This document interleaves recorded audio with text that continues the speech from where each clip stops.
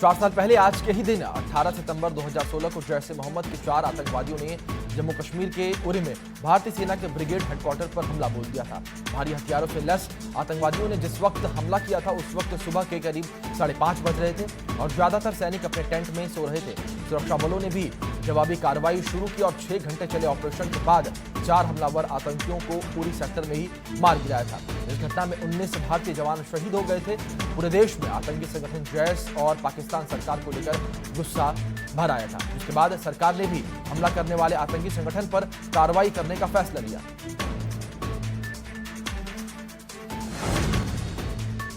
बिहार का 86 साल से अधूरा सपना कल पूरा होने जा रहा है। प्रधानमंत्री नरेंद्र मोदी ऐतिहासिक कोसी रेल महासेतु राष्ट्र को समर्पित किया। उन्होंने पीएम मोदी ने वीडियो कॉन्फ्रेंसिंग के जरिए इस पुल का उद्घाटन किया।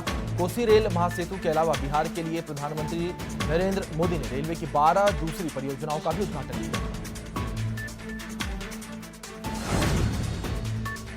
लोकसभा में गुरुवार को कृषि सुधार विधेयक पारित कर दिए गए। विधेयक पारित होने पर प्रधानमंत्री नरेंद्र मोदी ने एक ट्वीट में इसे किसानों के लिए महत्वपूर्ण क्षण बताया। प्रधानमंत्री ने ट्वीट में लिखा कि लोकसभा में ऐतिहासिक कृषि सुधार विधेयकों का पारित होना देश के किसानों और कृषि क्षेत्र के लिए एक महत्वपूर्ण क्षण है। यह विधेयक सही मायने में किसानों को बिचौलियों और तमाम अवरोधों से मुक्त करेगा। प्रधानमंत्री ने कहा कि इस कृषि सुधार से किसानों को अपनी उपज बेचने के लिए नए नए अवसर मिलेंगे, जिससे उनका मुनाफा बढ़ेगा। इससे हमारे कृषि क्षेत्र को जहां आधुनिक टेक्नोलॉजी की लाभ मिलेगा तो वहीं अन्नदाता सशक्त होंगे। पीएम मोदी से सलाह के बाद भारत के राष्ट्रपति रामनाथ कोविंद ने कैबिनेट मंत्रिमंडल से हरसिमरत कौर के इस्तीफे को तत्काल प्रभाव से स्वीकार कर दिया है। राष्ट्रपति ने केंद्रीय मंत्रिपरिषद से हरसिमरत का इस्तीफा संविधान के अनुच्छेद 75 के खंड 2 के तहत स्वीकार किया है। प्रधानमंत्री द्वारा सलाह मशवरा के बाद राष्ट्रपति ने निर्देश दिए कि कैबिनेट मंत्री नरेंद्र सिंह तोमर को उनके मौजूदा विभागों के अलावा खाद्य प्रसंस्करण उद्योग मंत्रालय का प्रभार भी सौंपा जाए।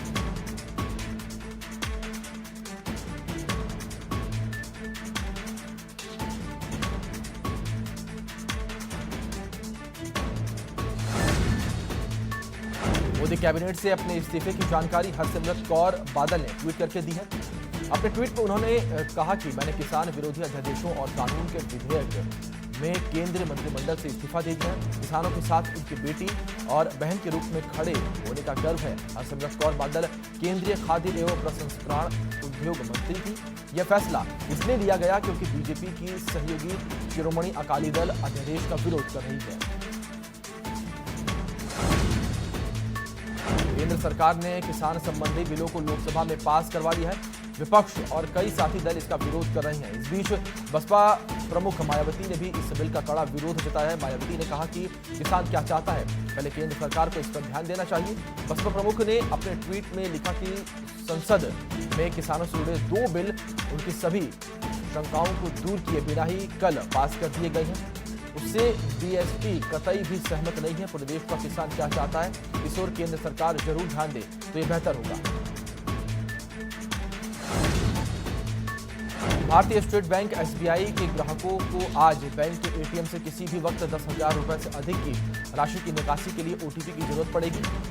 एटीएम से लेनदेन को सुरक्षित बनाने के लिए बैंक ने एक कदम उठाया है। इसका मतलब यह है कि अगर आप एसबीआई के ग्राहक हैं और आप अपने खाते से 10,000 रुपए से अधिक निकालना चाहते हैं तो आपको एटीएम अपना फोन लेकर जाना होगा, नहीं तो आप अपने पैसे नहीं निकाल पाएंगे। साइबर विशेषज्ञों ने बैंक के इस पहल को सुरक्षित बैंकिंग की दृष्टि से उठाया गया महत्वपूर्ण कदम बताया है। उत्तर प्रदेश के मुख्यमंत्री योगी आदित्यनाथ ने रोजगार को लेकर बड़ी पहल की है।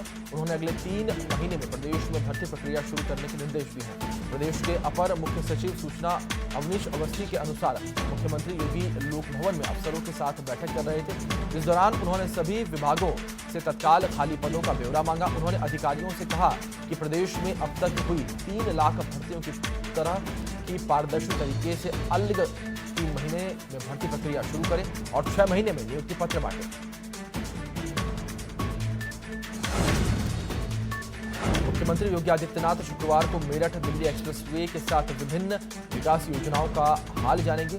इसके साथ ही कोरोना वायरस महामारी पर प्रभावी नियंत्रण के लिए किए जा रहे प्रयासों की भी आला अधिकारियों से जानकारी लेंगे। वहीं मुख्यमंत्री मंडल के साथ ही जिलों की भी समीक्षा करेंगे। उधर समीक्षा बैठक के चलते गुरुवार को दिन भर कमिश्नरी, कलेक्ट्रेट व विकास भवन में तैयारी चलती रही।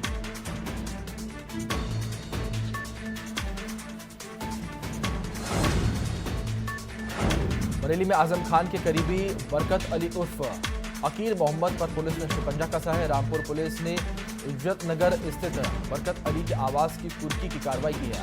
बताते चले कि बरकत अली 13 मुकदमों में वंचित चल रहा था। आजम के इशारे पर गरीबों के घर ढाए थे। रामपुर के गंज थाना पुलिस ने स्थानीय पुलिस के सहयोग से कुर्की की कार्रवाई की है। बाहुबली मुख्तार अंसारी के लड़के अब्बास अंसारी और उमर अंसारी के खिलाफ पुलिस ने कोर्ट में गैर जमानती वारंट की अर्जी डाली है। दोनों के खिलाफ लखनऊ के हजरतगंज कोतवाली में जालसाजी का मुकदमा दर्ज है। पुलिस ने दोनों बेटों पर 25-25 हजार का इनाम भी घोषित किया है। प्रधानमंत्री नरेंद्र मोदी के संसदीय क्षेत्र में स्थित मड़ुआडीह रेलवे स्टेशन अब बनारस के नाम से जाना जाएगा। उत्तर प्रदेश की राज्यपाल आनंदीबेन पटेल ने नाम बदलने की अनुमति दे दी है। केंद्रीय रेल मंत्री पीयूष गोयल ने भी ट्वीट कर इस संबंध में जानकारी दी। गोयल ने लिखा कि प्रधानमंत्री नरेंद्र मोदी जी के संसदीय क्षेत्र वाराणसी के मड़ुआडीह स्टेशन को अब पूरे देश में लोकप्रिय और प्रसिद्ध नाम बनारस से जाना जाएगा। भारत में कोरोना का कोहराम जारी है। देश में 52 लाख से ज्यादा लोग कोरोना की चपेट में आ चुके हैं और 84,000 से ज्यादा की मौत हो चुकी है। मंत्रालय के आंकड़ों के मुताबिक देश में 41 लाख से ज्यादा लोग इस महामारी को मात दे चुके हैं, तो वहीं 10 लाख केस अभी भी एक्टिव हैं जिनका इलाज जारी है। स्वास्थ्य मंत्रालय द्वारा जारी कोरोना के आंकड़ों के अनुसार 24 घंटे में कोरोना के 96,424 नए मामले सामने आए हैं।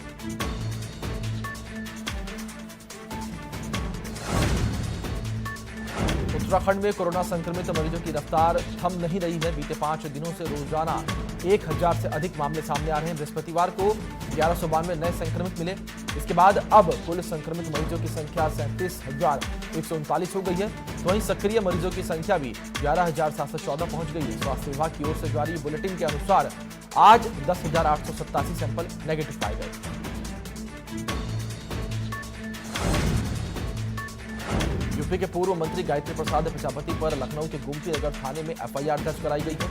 यह एफआईआर गायत्री प्रसाद प्रजापति, उनके बेटे अनिल कुमार प्रजापति और उन पर रेप का आरोप लगाने वाली महिला सविता पाठक और एक अज्ञात व्यक्ति के खिलाफ दर्ज कराई गई है।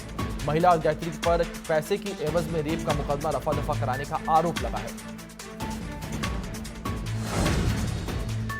पशुपालन विभाग में टेंडर दिलाने के नाम पर करोड़ों की ठगी के मामले में पुलिस आरोपित आईपीएस अरविंद सेन के खिलाफ गैर जमानती वारंट लेगी। पुलिस का दावा है कि आईपीएस की तलाश की जा रही है। पुलिस मुकदमे में आईपीएस का नाम आने के बाद उनके खिलाफ चार्जशीट लगाने की तैयारी कर रही है। प्रकरण की विवेचना एसीपी गोमती नगर श्वेता श्रीवास्तव कर रही है। विवेचक ने इस मामले में 3 अन्य आरोपितों के खिलाफ एनडीडब्ल्यू लेने के लिए गुरुवार को कोर्ट में अर्जी दी है।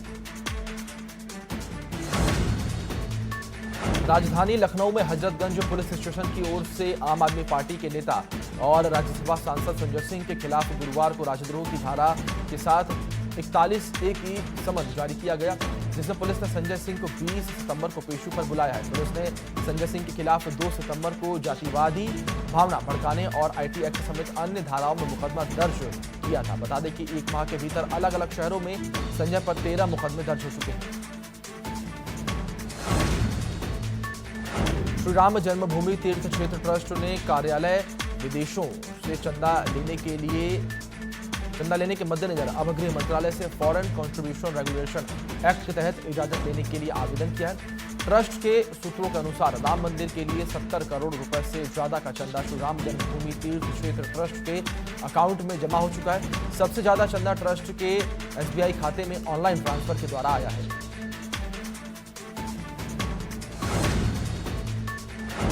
लखनऊ में कोरोना मरीजों के बढ़ने से ऑक्सीजन की खपत 10 गुना बढ़ गई है। ऑक्सीजन की खपत को देखते हुए सरकार आपूर्ति के नए नियमों पर विचार कर रही है। सरकार ऑक्सीजन उत्पादन के लिए नए प्लांट लगाने की तैयारी कर रही है। लखनऊ में सीएम योगी के सामने 12:30 बजे लोक भवन में फार्मा ब्लॉक पॉलिसी का प्रेजेंटेशन हुआ। इस कार्यक्रम के दौरान स्वास्थ्य मंत्री जयप्रताप सिंह के साथ चिकित्सा शिक्षा मंत्री सुरेश खन्ना मौजूद रहे। इसके साथ ही मुख्य सचिव समेत संबंधित विभागों के एसीएस शामिल हुए। नोएडा प्राधिकरण के बाहर धरना दे रहे सफाई कर्मचारियों को जबरन हटा दिया गया है। इसके साथ ही पुलिस ने 6 लोगों को गिरफ्तार किया है। पुलिस ने बल प्रयोग से कर्मचारी नाराज हैं। गिरफ्तार कर्मचारियों को छोड़ने की मांग पर सफाई कर्मचारियों का आंदोलन उग्र हो गया है। कर्मचारी सेक्टर 12 से सेक्टर 6 तक पैदल मार्च कर रहे हैं। प्रतापगढ़ में एसपी नेता सभापति यादव का वीडियो वायरल हो रहा है। वायरल वीडियो में सभापति यादव ने खुद को निर्दोष बताते हुए अखिलेश यादव को अपना हितैषी बताया है। वीडियो में कहते हुए देखा जा सकता है कि अखिलेश यादव ने डीजीपी से बात की है। फर्जी मुकदमे से अखिलेश यादव नाराज हैं। अखिलेश यादव ने मुझसे भी मुलाकात की है। इसके साथ ही सभापति यादव ने कैबिनेट मंत्री मोती सिंह पर फर्जी मुकदमे दर्ज कराने के आरोप लगाए हैं।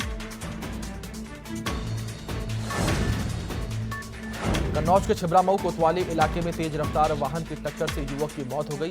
अंधेरे के चलते युवक के ऊपर से कई वाहन निकल गए। बताया जा रहा है कि अभी तक शव की शिनाख्त नहीं हो पाई है।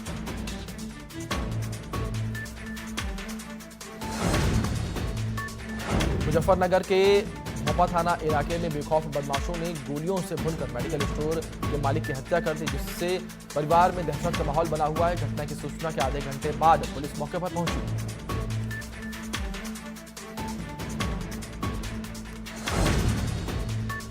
प्रयागराज के शंकरगढ़ थाने में तैनात दरोगा रजनीश कुमार सिंह का वर्दी में बियर पीते हुए वीडियो वायरल हो रहा है। वीडियो वायरल होने के बाद एसएसपी सर्वश्रेष्ठ त्रिपाठी ने कार्रवाई करते हुए दारोगा को निलंबित कर दिया।